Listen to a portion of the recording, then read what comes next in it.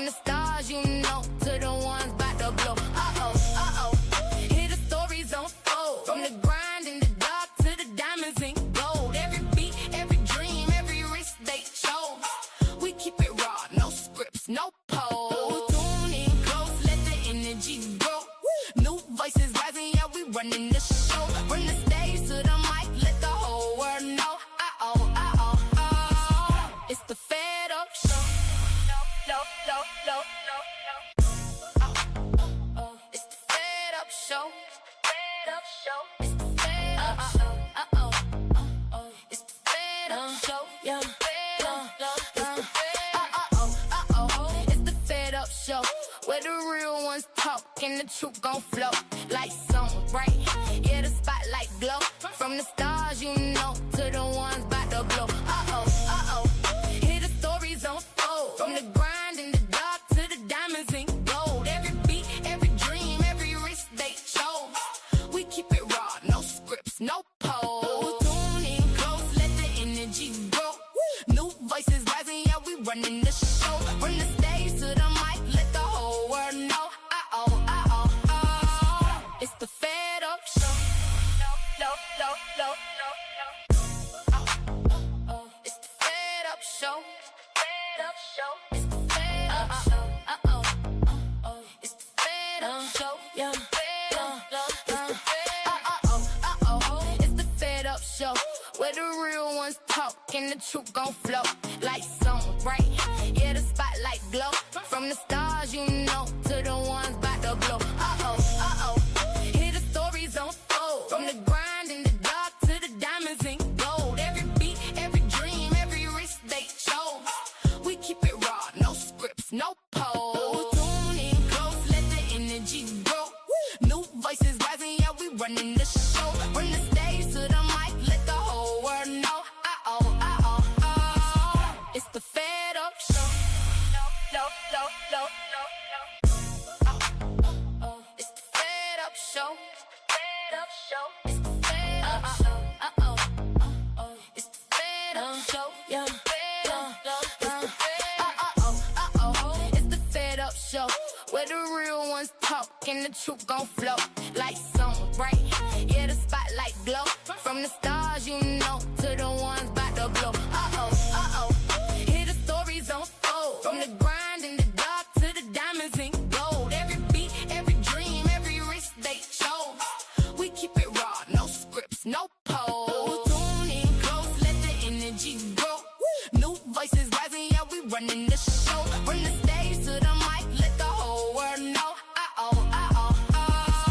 It's the Fed Up Show. It's the Fed Up Show. It's the Fed Up Show. It's the Fed Up Show. Yeah. It's the Fed Up Show. Where the real ones talk and the truth gon' flow. Like songs.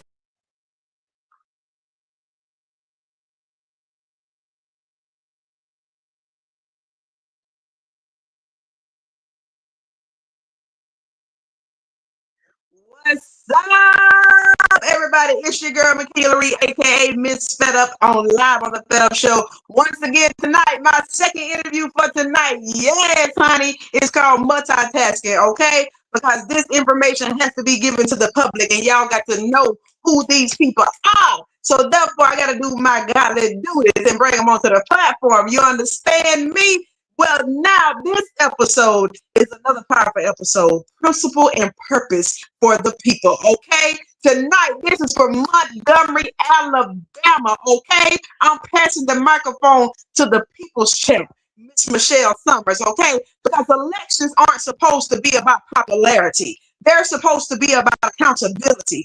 Who understands your neighborhood? Who knows your concerns? Who has a plan? And who's prepared to answer the difficult questions when the cameras are rolling and when they're turned off? Tonight, Live on the Fed Up Show podcast turns its attention to Montgomery's District 3.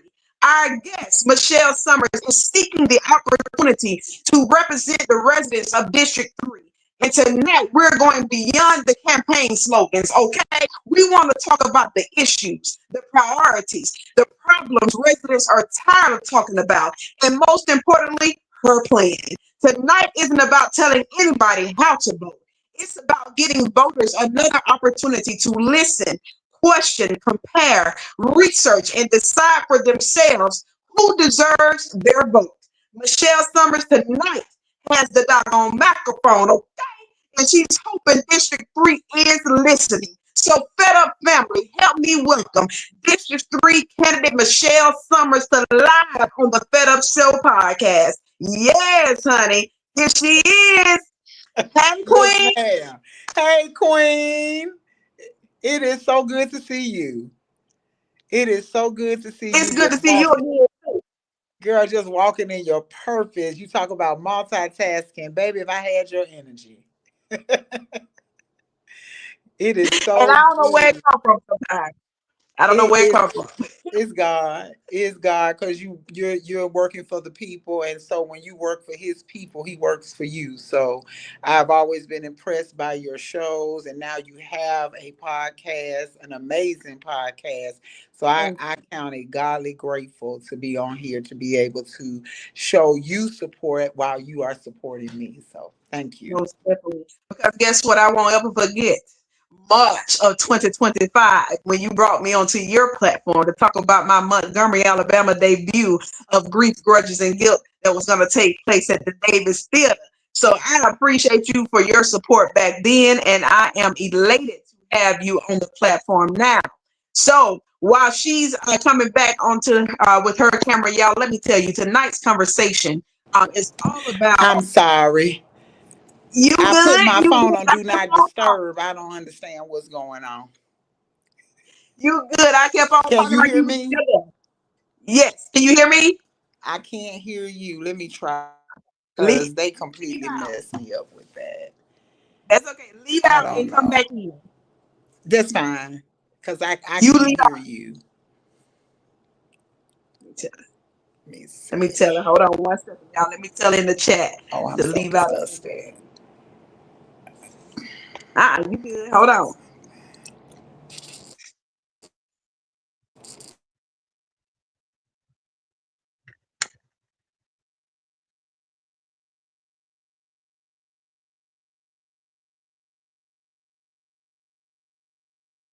All right. So I sent her a private message to leave out and come back in. So we're gonna wait for her to come back in, y'all. Listen, I heard this young lady speak about 2.5 years ago in Troy, Alabama, where she spoke at a conference over on Troy University campus. And when I tell you she demanded the room, commanded the room, and I don't know if she spoke for an hour, 30 minutes, 45 minutes. I can't tell you how long it was, okay? Because we were not watching the clock because we were so in tune, we were so locked in into what she was saying. You could tell that she was a woman with purpose. You could tell that she was a woman for the people. And from then, I just started following her, and I'm so amazed every time I hear her speak. So I'm so glad and elated and just privileged and honored to have her on the platform tonight to come and speak about her campaign journey for District 3 seat from Montgomery, Alabama. There she is. So, yes, see, it's nothing to it. She's back again. There she is. Come on. Oh, I said I don't know what you pay all this money for these iPhones. And you put it on do not disturb. I don't understand. And then for whatever reason, then that's when the people just want to start calling back to back like they losing their minds. And I know where you're calling from, so I know you're okay. You okay? Okay? Let's Yes, but it's all thank you, good. baby. It's Yes, all ma'am. good. I had to tell them how I first heard you speak at Troy, Alabama, at Troy University. And I've been following you and locked in ever since then because you commanded that room, the entire room. Okay. You finished to a standing ovation. I won't ever forget it. Not only were you sharp to the gods, honey, but you spoke with a commanding voice. You spoke with purpose. You spoke and you laid it down and told us where we came from, where we're going, where we at. And it was just, hey, you couldn't help but to respect the woman standing behind that podium. So I'm glad to have you on the platform tonight. I'm glad to know you're running for a seat to be in another position to help move our people forward, especially in Montgomery, Alabama. So once again, ladies and gentlemen, this is Miss Michelle Summers. She's running for District 3 council seat in Montgomery, Alabama. Principle and purpose for the people. So let's jump into this conversation. Okay, we're gonna have enough technical difficulties so far. So let us get y'all this information you need to know. Okay, so let's Yes, start. ma'am. Let's start with the question every candidate should be prepared to answer. And Yes, ma'am. that question is, why should the people of District 3 trust you with their vote? Because they've trusted me for 27 years with their children. I've been teaching for 27 years. I've taught in the district during a critical time. I was a part of a reconstructing of Lee High School. It was in a terrible situation. I was recruited to come and teach, but not just an academic class. I was recruited to come and teach theater. And if anybody knows, with our children as predominantly Black school, that is the most difficult audience to convince to get on stage and perform. And so my legacy has always been the youth. It has always been, and forgive me, I've been on the campaign trail tonight, so I'm beating sweat, I'm cooling off. I'm so happy I had this interview so I could come down some. But I believe that in political office, we need a shifting. And that shift needs to come, whereas people don't think they have a right to the seat, they can show you receipts and records where they've already done the work towards the advancement of their community and their city. Being a city council person is just one piece of a large legislative panel, because your city council is essentially the legislative branch. And my history in education, I'm now with the Department of Youth Services. And when I knew that I was leaning that way, I decided to go back and get my MPA. I have a master's in public administration with an emphasis in government and policy. What's destroying a lot of our communities is policy, failed policies that need to be recrafted, or some of them need to be thrown out. And I have the ability to do that. I also have the ability to work with people. I was just at an event, and what shocks people about me is you understand, people can get so caught up in their own understanding of who you are based on the persona they see, not fully understanding that as women, and specifically Black women, there are so many layers to us, and we grew up in a way that you knew when to put some layers on and shed some. So I'm really big, and you know that, because who we see on Fed Up is not who the director is, it's not who the mother is. Even when I was speaking, we found out when I got off stage how much commonality we had, because we have that gift. And I want to bring that gift to an area of politics where I think it's lacking. I think we have a gift of being able to talk to anybody and be convincing of an argument, but we got to make sure, and I know that my arguments will always be founded in data, research, and human feeling. And so District 3 in Montgomery, people don't realize it is the most powerful district. It will literally be, in the next 10 years, the most powerful place in Montgomery, because it will hold all of your financial anchors. And what I mean by that, I'm not talking about all the anchors of the city, but those things that make people want to come and visit your city. It's our entertainment district, it's our historical district. We have 17 neighborhoods in the district. The district, unfortunately, was by the previous councilwoman, Marche Johnson, and she was doing, when I say a phenomenal job, and unfortunately, one wrong move kind of blew all of that up. So one thing I want to do is make sure another woman gets that seat. That's me. Number two, I don't want all of her stuff to be just washed away. I would like to continue a lot of the things that she had in play. So this is a special election. This is not me running for a 4-year seat. I'll actually have to run again starting in roughly February or March. And so this particular time, whomever gets this seat, and it needs to be me, you've got to hit the ground running. There are so many things at play right now in Montgomery, and because the way the council is seated right now, nothing can move, and many of the things are 4-4 split vote. So you essentially, in some cases, you're the tiebreaker, but there's some other stuff that I know you're going to ask about that I want to be very intentional with discussing, specifically when I look at all the great things that Troy is doing and would love to see our city continue. So I believe that I am the candidate. I know I'm the best candidate for the position. That's not out of arrogance, that's out of pure humility, because it is a servant position. I tell folks this job pays $18,000 a year. There are 22,000 residents in our district. That's not a dollar a resident. If you're not going into this for the servant aspect, you're going in it to profit. Yes, I love that ending part, what you just put in there. My second cousin, you brought up Charlotte, Alabama. My second cousin, Councilwoman Wanda Howard Moultrie, just got honored a few weeks ago, and the longest running African American woman in the city of Troy. She has been serving since 1996. I believe it's 30 years. She's going to 30 years.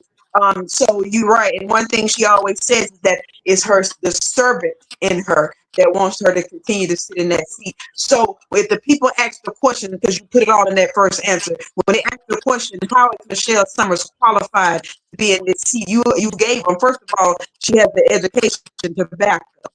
Second of all, she didn't wait for this election and for this seat to become available before she started putting in work in District 3. She's been putting in the work. So therefore, to care about the district, you have to show it before you start wanting to be in the seat. And she has done that.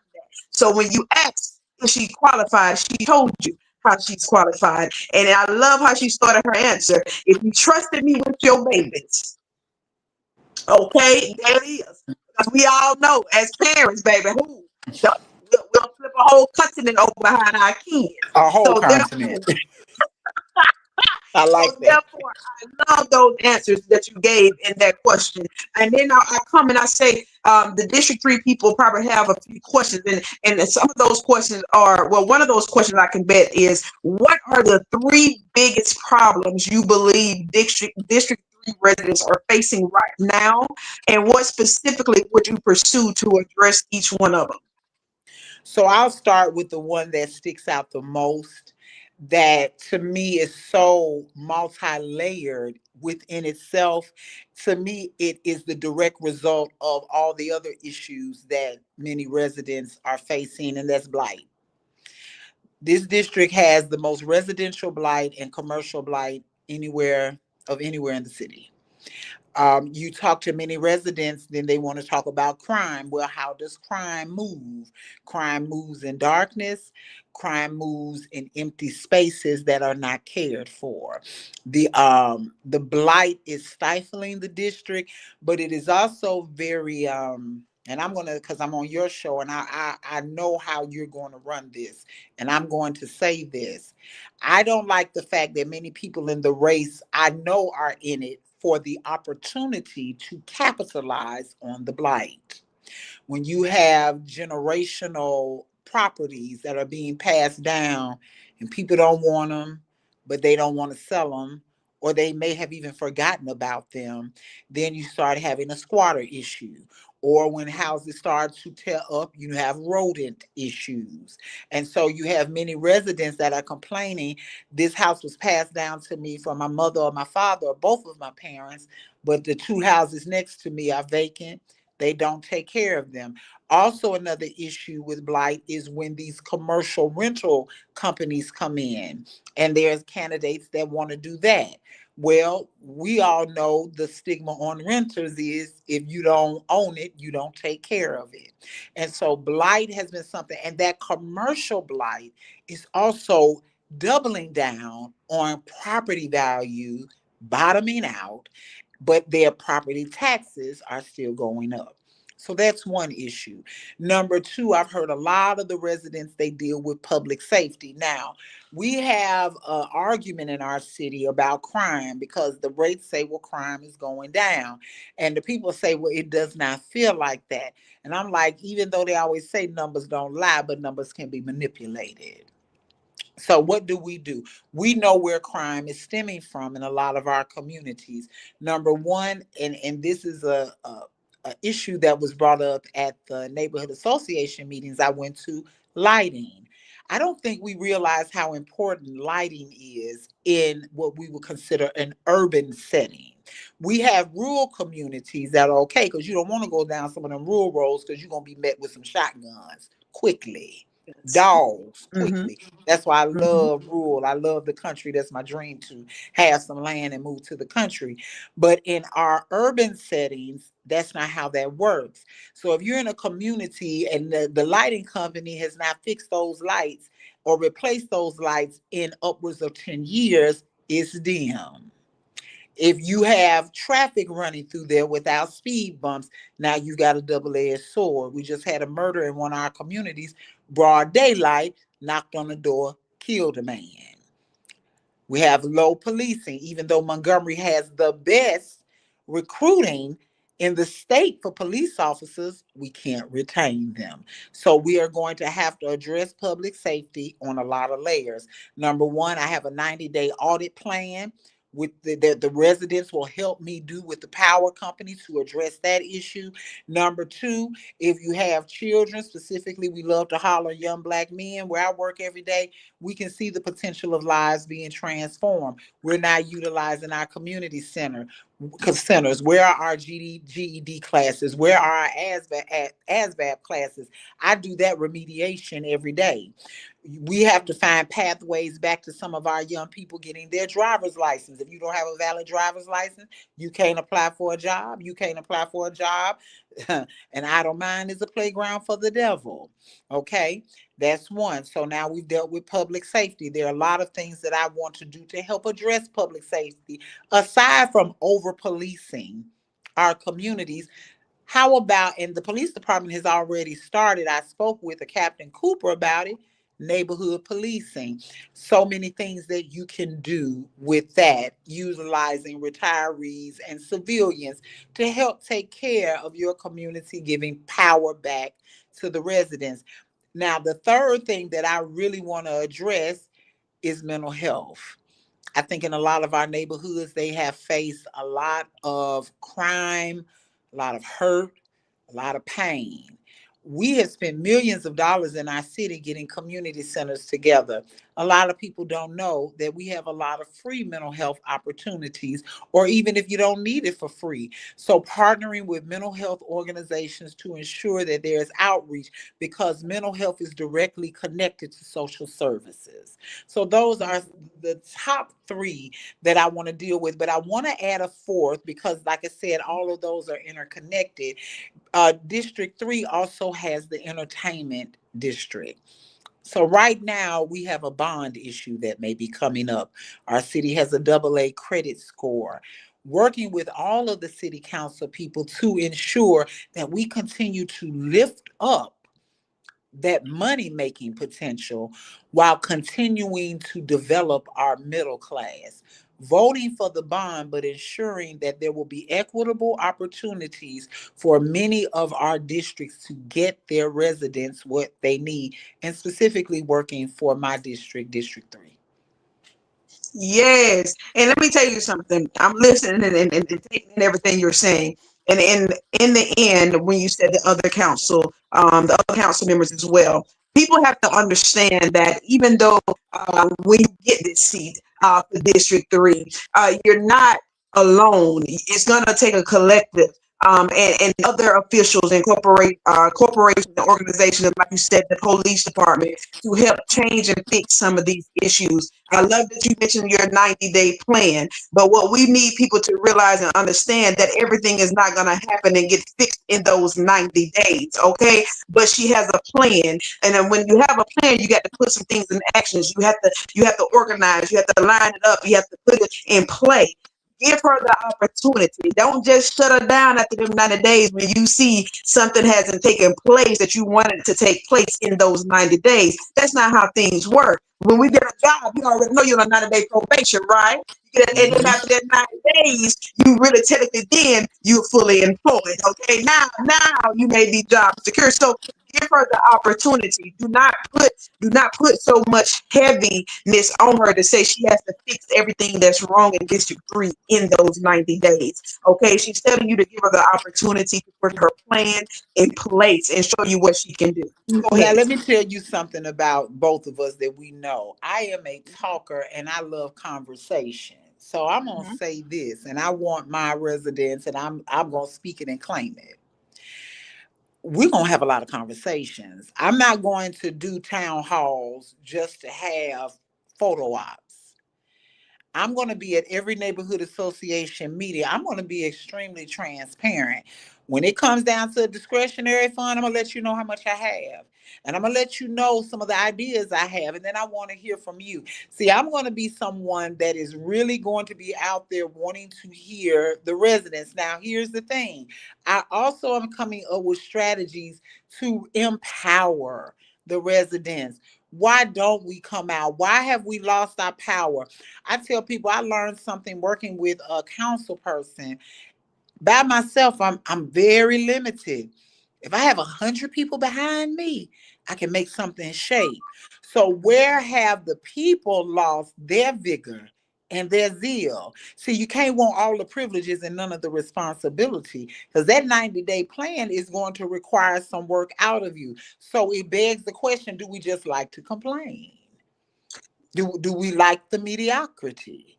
Or are we going to get active in making these things happen, not just for us, but there is a power I have learned in generational wealth. And I tell people all the time, in the South, the ability to pass your children property and land is so powerful. And I tell folks, God ain't making no more land.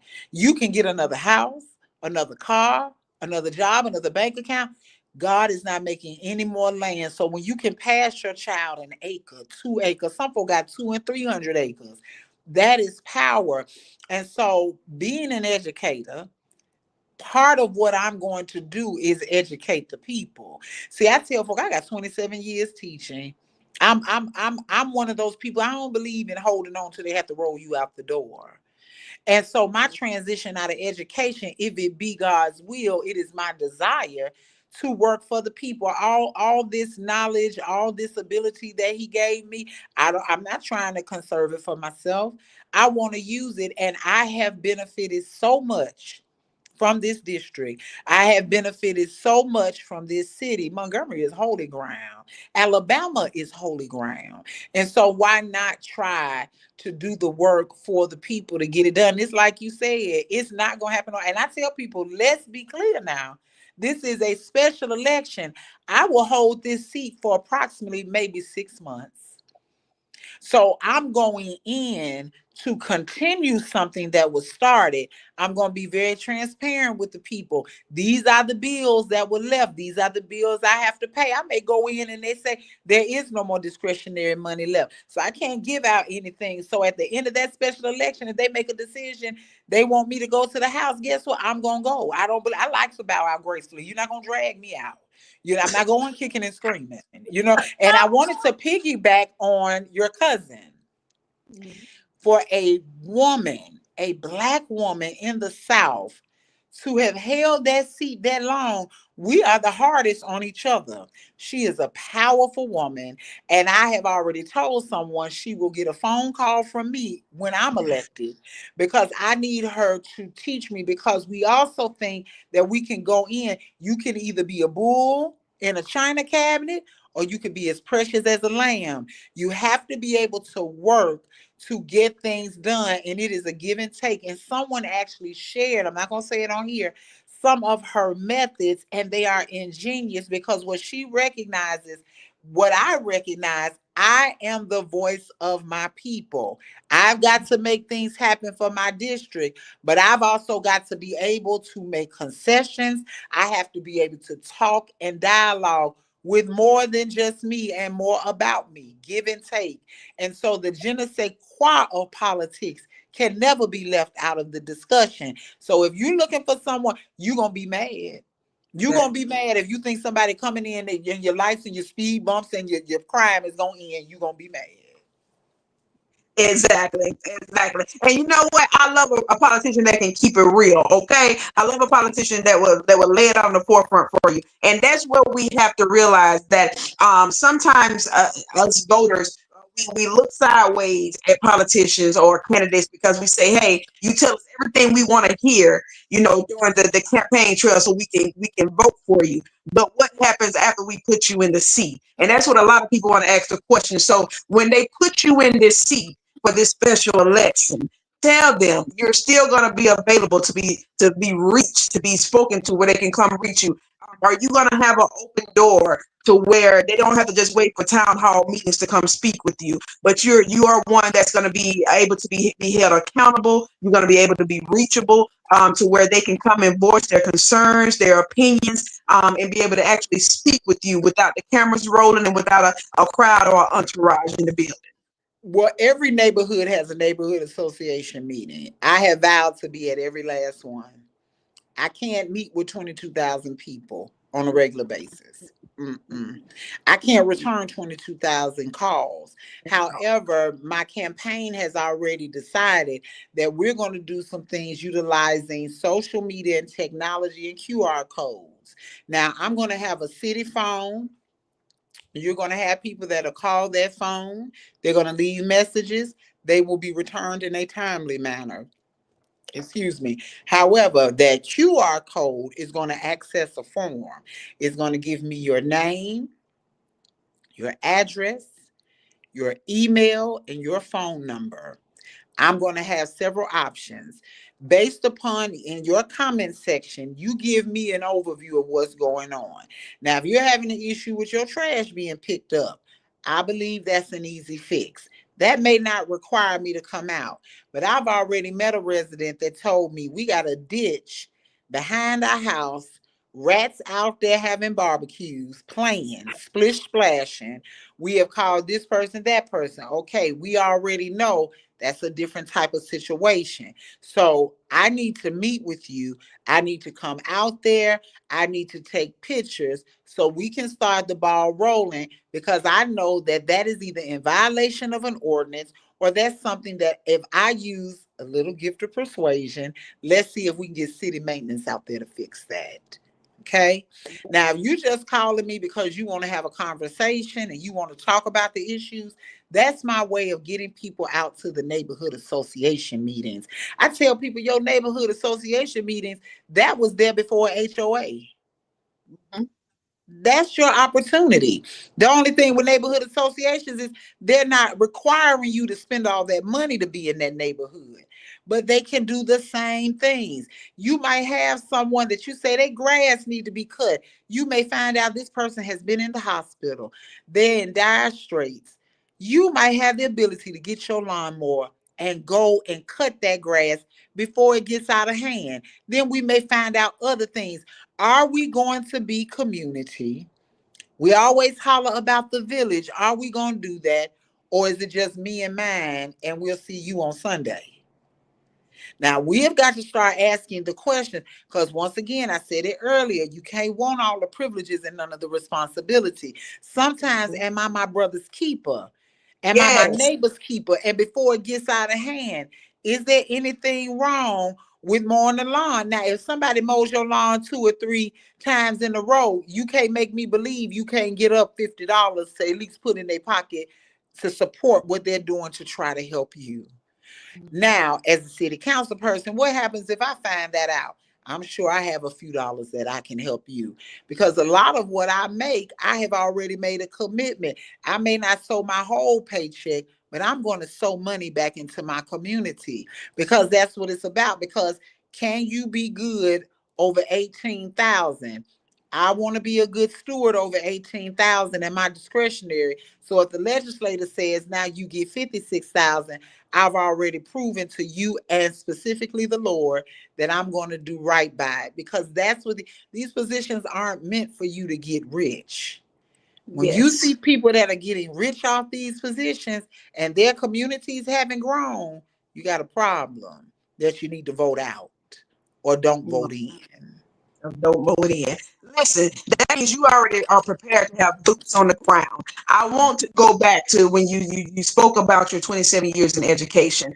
I feel like, especially when it comes to our people, sometimes because we're not educated and enlightened on certain things, we're blinded, and sometimes things can go over our head and we don't notice certain things. And I like the fact that you told them you're coming in to educate them. You want them to know how things are run, how the process is done. So therefore, it won't be so many questions or ignorance to how the districts are actually ran. Because I think a lot of us feel like city council people can just perform magic. Okay, you got the title, so you can just fix things because you are who you say you are. But it doesn't operate that way. But if you can educate them and let them know, then I feel like a team can then come together, and now you have the resident and the council actually working together to build a better community. And you said sowing. One thing we know about sowing is that if you plant the seed and water it, it shall grow. So Yeah. therefore,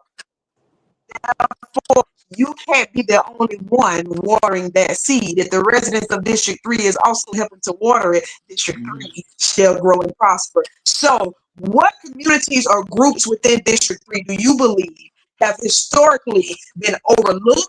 And what would meaningful representation look like for those districts, for those communities? I don't think they've been overlooked. I just sometimes think that when we don't have the answers, we just sit on our hands. I think there are some things that Chisholm needs that Sheridan Heights doesn't need. But it's some stuff Sheridan Heights needs that Chisholm doesn't need, that Brookview and Park Manor. I think that what has happened in the Capitol Heights and Cottage Hill area is absolutely beautiful, but it doesn't appear to be equitable to other communities. Newtown needs the embrace of the entire district. And that's my plan. Those are the communities that I look at and I focus in on. But on the flip side of that, you don't want others to suffer because you have a beautiful community, Aaronwood, that they may need some stuff. You may be from the outside looking in thinking they don't, but they do. So when we talk about equality, I don't really like equality as a monolithic term to put over a district, but I want to make sure that every district has equitable opportunity to get what they need. Because see, here's the thing: I don't believe Sheridan Heights wants to be Capitol Heights. Mm-mm. But I think Sheridan Heights wants to be what it wants to be. And it wants to be the fullness of how that community has always been. That was one of the most powerful places to live. You had all of your powerhouses that lived in Sheridan Heights and on the north side. They want their stuff. You can have your stuff over there, but don't forget Mhm. to give us our stuff. And that means right now there's a $200 million grant that actually one of the my campaign opponents she's running, but she brought it out, Johnny Sankey, and I want to give her props. It's a $200 million development grant that I'm going to look into because a lot of times you also have all of these issues because that's your job as an elected official to find that money. So say we can do some renovation projects. People need new roofs. They need new foundations. They cannot afford it because the jobs have evolved over time. So people don't make the same amount of money in the same type of industry. Some people are not equipped to work those industries. So I was having a conversation with someone tonight. They were talking about they didn't agree with what I was saying about the city schools. I said, but see, somebody took that recipe and tried to cook it and it was nasty. So let me explain to you what I meant. What I mean is, if the mayor wants to bring in certain industry and commerce, he also should be providing what? Schools to train them. So if our charter schools fail or if we have an inroads, we should have a center where we as a city train our own workforce. And then that becomes a city school system. I would never try to demolish our county schools or mess with our county commissioner. That's foolishness. So that's why, and what I loved about the conversation, they said we got to start having more people come to the table. And even sometimes we don't think, start inviting some of the elected officials to these tables so you can actually hear some things that you may thought you had clear understanding on. that you didn't. So for some of my communities, there are things, and they welcome me to their neighborhood association meetings. Some folk have not invited me, nor have they released when they have it, and that's okay too. Because when I'm elected, I'm gonna find out, and I'm showing up. She coming. And I'm coming. you talked about those opportunities. What is your vision for economic opportunities for District 3, particularly small businesses? We already talked about this, the entertainment district, but jobs, neighborhood investment, and development that actually benefits the existing residents. I have an idea. It may not work, but I do have an idea. So when you start having a lot of businesses wanting to come into your city, we should have some compacts that we make with them, some pacts, some agreements. Where they're also investing. Montgomery has unfortunately had the negative aspect where people have come into our city, put up these big buildings. When the business is not successful, they leave us sitting there with the building. I think we should be partnering with and Alabama State has a great small business portion of their business department, but it needs to be more aggressive. We need to start, and they may not agree. Our Chamber of Commerce needs to do a better job of promoting our small businesses.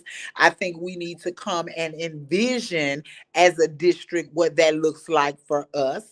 I think we need to put our money where our mouth is.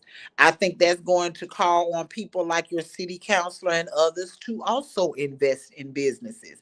If the mayor gets his way and our entertainment district begins to expand, I think that's going to be an opportune time to look at things like restaurants and clothing stores. I even said, we have this amazing downtown. Where's the veterinary where you do the dog grooming? Where's that at? Where's our soul food restaurant that's open past lunch and past 2 o'clock? Where are our night spots that offer food and safe entertainment? There's so many things. How often do our city council members go and explore other cities to see what they're doing, how we could adopt those things? How did Huntsville turn it around? How did Birmingham turn it around? Let's go to Chicago and let's see what they have going on in many of their residential areas. How do we do it? How do we funnel people to these businesses on a regular basis to keep them going? And so that's also something that's going to require conversations and think tanks. And we can't get tired of talking. We talk until we get solutions, then solutions lead to strategies, then strategy leads into implementation, and implementation pushes success. Woo! I like that. There's bars, okay? Hey, I like that. Yes, yes. I told y'all, maybe she'll command a room with them words. Yes, ma'am. That's the educated side of her. Now, a lot of us, like you said, keeping it real. A lot of us want to know: are you willing to be that elected official who is willing and real enough, brave enough to be in an unpopular position, if that means genuinely turning District 3 around in the right direction? Oh, I've already seen. I'm already unpopular with that. Yeah, that I've never done well. Anybody who even remembers me from high school, I've never done popularity contests. I'm always the one that comes to the popularity contest and question why this person is popular. Yes, I, yes. I don't, and it's not. And I had to tell a group I was speaking to last night. It's not to be arrogant. You know, the people are gonna vote on September 1st. If it's not me, I really am. I'm okay because this is going to be work. And it's Yes. going to be self-sacrificing work, very rewarding work. But you know, some folk who they care nothing about it, they don't care how they talk to you, how they approach you, they don't care if your children with you, they don't care what they put out on social media about you. They'll talk all under your clothes, and you have small children. They'll talk all in your life and don't know what they're talking about. So for me, it is a part. Someone said, well, if you don't win, will you run again? Absolutely not. Absolutely not. I'm okay. I was gonna If, ask you. and I had one of your cousins says, "Why are you not?" I said, "No, no, no, no, no, no, no, no, no. And it has nothing to do with, it has to do with, there's some other stuff I have not tried. And so if this is not God's will, see, it's not a loss for me, it's a learn. I have learned so much, all positive, all positive. I have learned how to even listen more. I have learned the layers of our community that's causing great pain. How even our city government can cause great pain. Legislate.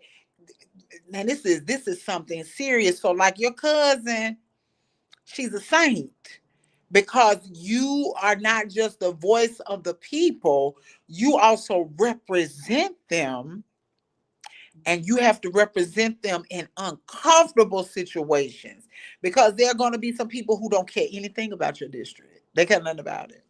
They care nothing about it. They care nothing about the tragedies and the issues. They care nothing about it. So That's true. That's true. That's all facts. And then I want to go back to in the beginning when you made the comment, or you informed us of a murder that took place in District 3 recently here. A lot of people, when we think of Montgomery, that's the first thing a lot of people talk about, the crime rate and the murders. But for District 3, how important is it for the elected official and, like you said, the police department and others to come together and join forces and have not just a conversation, but a plan put in place to help eliminate or decrease the amount of crime that's taking place in that area? the only way you're going to decrease crime there is probably top three. Number one, you got to fix education. And because we're not a city school system, now I'm partnering with schools. I'm going to partner as a city councilwoman with schools. I have one school in mind already that I'm just going to ask the principal, what do you all need?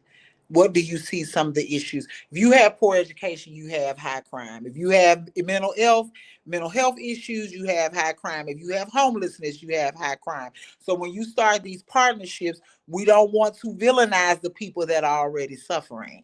So when I went out to the murder, I was at a meeting and they asked me to come out to the scene. And the first thing is, come on, we're going to take you to the family. Which what I'm going to do? And I'm campaigning. That's insensitive. That's selfish. But what I Yes. can do is let me just stand around here and listen. This was a man that was loved. They said this man did everything for his community. I didn't know him personally. Did everything for his community, was always there, always giving, always taken care of. So not only did they lose their person, they lost a source. How do we replace that?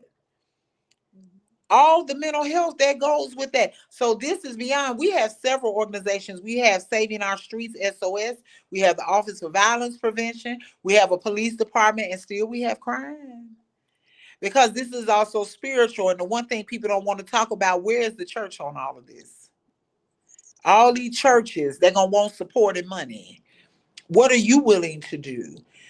When are we going to reimagine church as a real hospital that's open 24 hours a day that people can come to when they're hurting? You know, some things aren't just a money fix. You putting money on some stuff is like putting feces on type of ice cream. It ain't gonna taste sweet no more. It don't matter. So we've got to figure out, we got to start looking at crime from a compassionate, vantage point. And we've got to start saying, we done did all this policing and ain't nothing changed. Because until people find that they are valued by their community, by their government, and resources are poured in, we got over 3,000 501c3s in our city. What they doing? Are we placing them? So when I talk about me getting this job and it is really a act of love, like Cornel West, you can't save the people if you ain't gonna serve them, and you can't lead them if you don't love them. So this is a labor of love that I'm looking to go into. I believe with all the foolishness and the potential, this might get me into heaven. Hey, hey, hey. It really is for me. It's nothing else. I was the last person to qualify because I prayed and I prayed and I prayed and I would not stop praying, and he kept giving the answer and I wouldn't stop praying because I'm like, Lord, you know, when I'm in, I'm all in. I'm all in. And Yes, ma'am. so, you know, for me, it's a labor of love. It's when I look at the people that I've been invited to talk to and that have talked to me and that have come to those forums, those people are full of love. They are full of desire for somebody to help them. If you can't help me, can you direct me where to go? Will you just listen to me and hear my voice? Sometimes we take it for granted. People just want somebody to listen and make them feel heard. And I might not be able to fix your problem, but I might be able to sit and say, I can't help you, but let me direct you to where you might be able to get some help. Because we don't want to overly complicate what your city council person does. I'm going in also looking to be mentored by other council members who have had great success in their district. I don't just want them to talk about the downtown area and entertainment. I want them to talk about, have y'all seen Sheridan Heights? This quarter we had no crime. We didn't have any crime. I want them to see the young men that they may be afraid of at the gas station going to jobs, being viable citizens and pulling up in driveways of homes they own. That now they can take care of their elderly neighbor. So they don't have to worry about paying somebody to cut their grass. They do it for them. I want to build community, and it's going to take time to do that. But I know where the start line is. And I don't think I'm slow. I think I'm a lot like Flo Joe, and I can flow if you know. If you know. Come on, sister. Yes. And I want to give my personal opinion before I ask you this next question.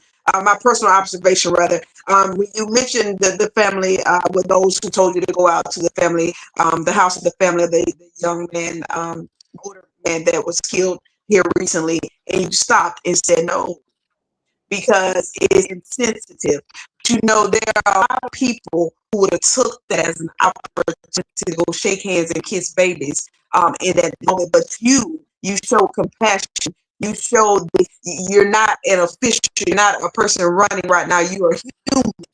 Okay. And for me, I want a person to represent my district or to speak for me or to be standing in front of those advocating for me who has compassion, who is a human before they're an elected official. And that shows it right there. Because once again, a lot of people would have took that opportunity and they would have showed up. They would have showed up. I'm coming, I'm going, I'm actually, and I can say it on your platform. It's not anything I'm trying to publicize, but I made a promise to myself that after the election, win, lose, or draw, I am going to see them because I want to actually, I saw his grandsons going up the street. And so I want to do something, but you got to give people time to grieve, and now is not the time. They don't need your opinion and ideas. They need time to grieve, and I'll pray about it. And once that time comes, I won't be going just to talk. I would love to help because sometimes us older people can handle stuff, but those babies got so many years ahead of them, and a tragedy like that forms them. And we want to provide them with an opportunity that they can honor his life by being successful, but also that we honor his life in the same way he took care of the community. We don't do nothing else. We remember his grandsons. Now, not right now. Okay. Not the time, Yes. but it's coming. Yes, I love that. Now, there may be a District 3 resident watching who hasn't decided whether you deserve their vote or not. But if they're watching and they haven't made their mind up, if you had only 60 seconds where you didn't have to use a slogan, you didn't have to attack the person running that you're running against, what would you say to them to convince them, persuade them, motivate them to go to the polls and vote Michelle Summers? If you sat through this interview and you still don't know, there's nothing I can say. After all this campaigning, and talking and trying to make myself available. And people say, "What have you done?" I haven't been able to knock on 22,000 doors. I'm surprised at the people who've been able to raise all this money this fast to have all this stuff. But I would say, if they raised all that money, you better ask them where it came from, because you best believe they owe somebody something. And on that note, Yes, sir. And tell them we ain't trying to come in here owing nobody no favors. Okay? Yes, I like that. I like that. Come on here, Miss Summers. Y'all better read between the lines. Y'all heard what she said. You catch that. Catch that.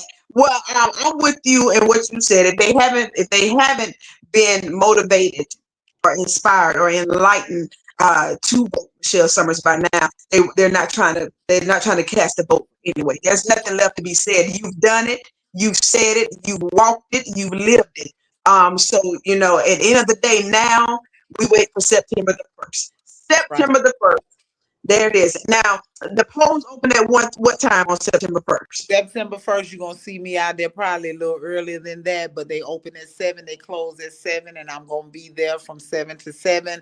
I'm going to be rotating out of all of the polls. I'm not going anywhere. I'm gonna be there. So if you want to come holler at me, I'm gonna probably also be live. So if you need me to come to a poll, if you give me probably about 5-10 minutes, I'll get there and I'll give you whatever you need. If you still need a little push, I am willing to do that. If you want to volunteer to work that day for me, please know, I'm not paying anyone, but we're going to feed you and make sure you stay cool.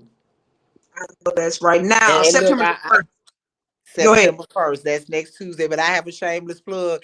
Look, if they decide that it's not going to be me, I'm going to still be waiting on my audition.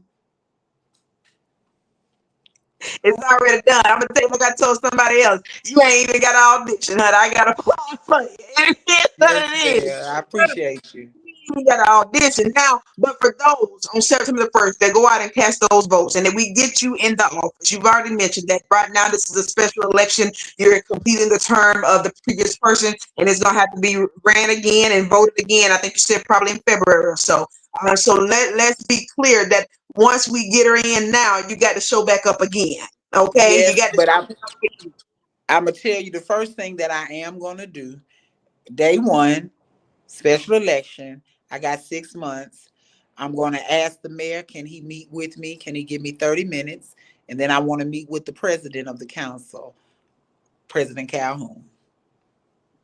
There it Those are the is. first two things I'm going to do, because I've already told you I'm coming to the neighborhood association meetings. I'm doing all of that. But to represent you, I need to meet with those two gentlemen. Love it, love it. Well, ladies and gentlemen, hey, there it is. Michelle Summers from District 3. The decision is yours. Michelle, we thank you for coming out to Live on Thank the you. Federal Podcast, answering the question and speaking from the heart of being genuine and real. And you spoke directly to the people of District 3. So to anyone watching, everyone that was watching tonight, this conversation doesn't end when this live ends. This is where your responsibility begins. Research the candidates, study their records, listen to their plans, ask the difficult questions, and don't allow a flyer, a slogan, a social media post, or even this interview to make your decision for you, because your vote is your voice. And representation matters most after election day. Go ahead. I have also tomorrow night I'll be at Paradigm in District 3 downtown at 7:30. You can come in person. Going to be doing a Q&A for the residents. It's free to get in. It's also R&B night, so when I'm through running my mouth, you can dance a while. Oh, we like to dance. I like that. Listen, Thank you, people. sis. Listen. Hey, Michelle Summers has had the opportunity tonight to tell you why she believes and knows she should represent District 3. Now we wait for you to make the decision to show and confirm that she is the woman for the job. It belongs to you all. So what should you do? You should go vote. Okay? We leave it with you, voters. So District 3, get informed. Show up. Vote. And whoever earns the privilege of representing you, hold them accountable, because elected officials don't own those seats. The people do. And they're Yes, representing sir. They're representing you. So before we close, is there anything else you would like to say to the people, Miss Summers? I just hope people come out tomorrow night, and I'm going to make sure that I share this. I enjoyed this interview. Thank you. Keep me lifted. And I'm just one of those people. If it be God's will, it is my desire to represent you, District 3. Thank you. I love that. And I'm gonna leave y'all with something, okay? Now, last year when I did my play and I traveled across Alabama, there were 3 cities that I entered into where 3 candidates showed up and they shook hands and they took pictures and they supported me. And they came out and they told the people what they needed to know. They set up vendor booths and they talked to the people. But they didn't just do that. They actually contacted me and says, "Is there anything I can do to help get the word out about your show? Anything you need from me in my city?" And those 3 people, they were running for mayor. Those 3 people, come on here. Mayor Ward won the election for Ozark, Alabama. Mayor Brown won the election for Greenville, Alabama. Mayor Bonner won the election down there. Oh Lord, past Greenville. Where's my city? She's dying young. My brain just went somewhere else. But she won her election for mayor. And I'm standing here right now. This young lady, Miss Summers, supported me when I brought my show to Montgomery, Alabama. And I spoke for all those 3. I'll stand here and I speak it tonight on the Fed Up Show. Congratulations in advance, District 3 Representative Miss Summers. I pray that God lets it go into your favor. And I'll be waiting for the announcement to take place on September the 1st or early September 2nd. Whenever they make the announcement, I will be waiting so I can cheer and clap and say, God did it again, okay? Bless you, sister. Thank you so much. Thank you. I appreciate you. Keep being you. Keep doing what you do because people like me are watching and we are definitely inspired. Okay? So to the voters, don't complain about decisions if you refuse to participate in the voting. Know the issues, know the candidates, and when it's time on September the 1st, let your voice be heard in every ballot box and every poll, okay? Vote Michelle Summers. It was your girl, Michelle Summers for District 3, and your girl Miss Fed Up on Live on the Fed Up Show. God bless y'all. God keep y'all. District 3, we counting on you. We are holla. Peace.